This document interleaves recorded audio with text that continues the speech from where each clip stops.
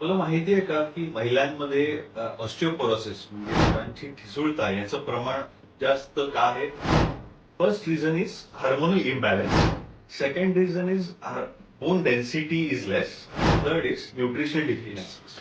So hormonal imbalance मध्ये आपण बघतो की मासिक पाळी बंद झाल्यानंतर वयाच्या 45 नंतर इस्ट्रोजन प्रोजेस्ट्रॉन या हार्मोन्स कमी होतात आणि त्याच्यामुळे बोन स्ट्रेंथ कमी होते आणि फ्रॅक्चरची रिस्क वाढते. Second is bone density decrease होणं.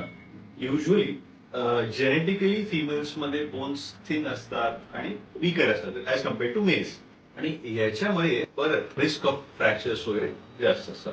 And the third reason is nutrition deficiencies. जर आहारामध्ये दुधाचं प्रमाण, नाचणी, सीताफळ ह्या कॅल्शियम रिच डाएट्सचं प्रमाण कमी असेल, सिडेंटरी लाईफस्टाईल असेल, तरी पण बोन्स वीक व्हायची शक्यता जास्त असते. So, ladies, it's time to take care of your bone health.